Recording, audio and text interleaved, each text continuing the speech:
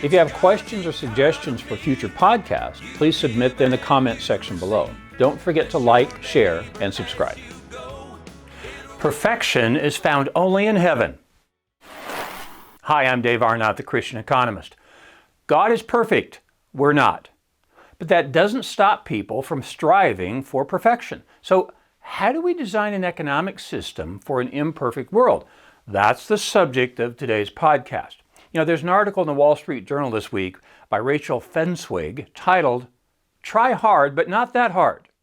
She writes, "So many of us were raised in the gospel of hard work." Okay, my first observation is that she called it the gospel. It makes a Christian economist think about the book, The Protestant Ethic and the Spirit of Capitalism by Max Weber, way back in 1904. Okay, back to the article by Ms. Fenswig, where it contains long quotes from Greg McKeown, who wrote the book titled Essentialism, The Disciplined Pursuit of Less. Mr. McKeown suggests we aim at about an 85% success rate. Okay, both of these authors are writing about what economists call opportunity cost. So, my sophomore students at Dallas Baptist University will study until they know the chapter pretty well, but not perfectly. Why? They know the concept of declining marginal utility. That says that each additional minute spent studying produces less than the previous minute did. So, after a few hours of study, they go play flag football or they have pizza with their friends. Facebook is the classic example of the old phrase from Voltaire, "Perfect is the enemy of good." So it features your friends and their perfect homes on Facebook. It talks about their vacations, their children, their food. It is reminiscent of a guy whom Jesus encountered, trying to be perfect. He was a rich young ruler who wanted to be perfect. Jesus told him, "If you want to be perfect, go, sell your possessions and give to the poor, and you will have treasure in heaven. Then come follow me." Now, in the book titled The Maker versus the Takers, Jerry Boyer explains that Jesus was talking about conversion, not entry into heaven. We can't be perfect. The ways we might measure perfection are different than how God measures it. We seek perfection through our accomplishments, like wealth, academic degrees, and social status. Jesus tells us to forget seeking perfection and simply love God and love our neighbor. It seems strange to me that so many Protestants seek perfection because of two events. One, Jesus came to save us because he knew we couldn't perfectly keep the law. And Martin Luther led the Reformation because Luther found he could not keep the Catholic laws. Here's what Martin Luther had to say about perfection. Quote, "We are not what we shall be, but we are growing toward it. The process is not yet finished." End quote. Most Christians call that sanctification, meaning we are becoming closer to perfect, but we can't gain it on this side of heaven. We're fallen and we can't get up. All have sinned and fallen short of the glory of God. The Christian worldview says that God created a perfect world. Fallen humans have messed it up. It's our job to redeem it to the extent we can. But we can't make it a perfect world.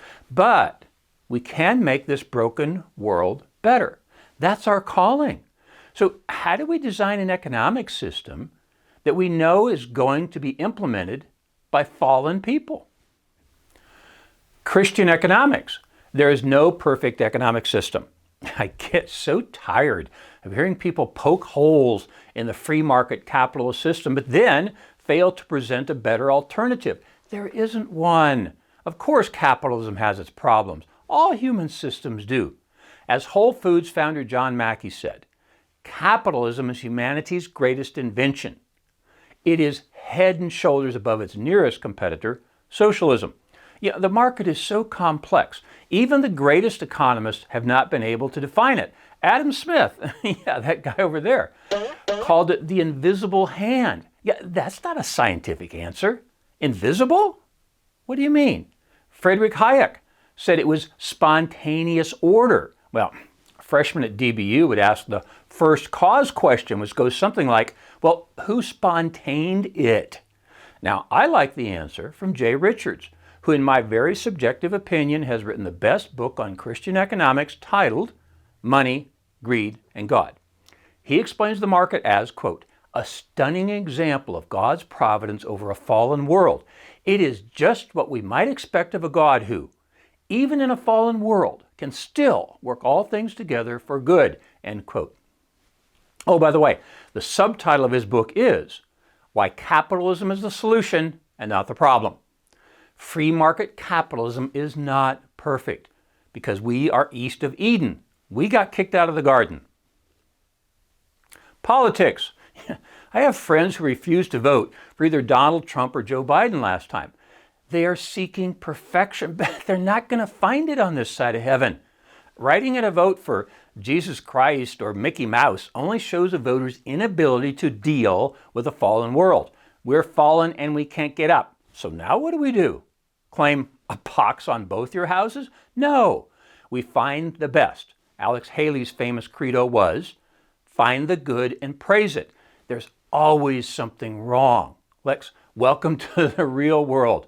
Refusing to vote for either of two bad candidates denies the fallen nature. All the candidates are fallen. So find the one you think will do the most good, or maybe the least damage. Saved to behave. Fortunately, God has offered us grace. We don't have to be perfect. A colleague often expresses it this way in his prayer. Thank you for being God, so I don't have to be. Whoa, what a relief. I don't have to be perfect. Back to Martin Luther again, but this time quoting from the book by Eric Metaxas called Martin Luther. He explains the struggle that Martin Luther went through trying to confess every sin. He wore out his confessor priest. He would confess that he sinned while confessing his sins. He was moving backwards. He was committing more sins than he could confess. Now finally it occurred to him, solo fide, solo scriptura, solus Christus, solus gratia. Sorry for my bad Latin. That means through faith alone, by Scripture alone, in Christ alone, by grace alone. Our first great-grandson felt defeated in his goal for straight A's because he came home with a paper graded at 99%. His mother explained that there was grace all the way down to 90%. Whew, that was a close one. Look, I've often given students the lecture titled, You Are Not Your Grades. The summary of the lecture is something like this. You earn your grades. You are not your grades. You have a life outside your grades, and your salvation is secure even if you earn all B's. It must be so uncertain to believe you would earn salvation through behavior. In my little book called Economics and the Christian Worldview, I point out that most religions believe we behave to be saved. But in the Christian worldview, we believe we are saved to behave. It's important to get the causality in the right direction. If we were constantly trying to behave well enough to be saved, it would drive us crazy. And it does drive some people crazy. There's a book titled The Cure, and it explains it well. The authors explain that we could live in either a colony of good intentions, which you're seeking perfection, or the colony defined by grace. The perfection camp is really stressful. The people in the grace camp are much happier. Learn from mistakes. Thomas Edison quipped about his difficulty finding the right filament for his new light bulb. Quote, I haven't failed, he said. I've just found 10,000 ways that won't work, end quote. Okay, well, it was probably more like 3,000, but it still makes the point, doesn't it? Economics is like that.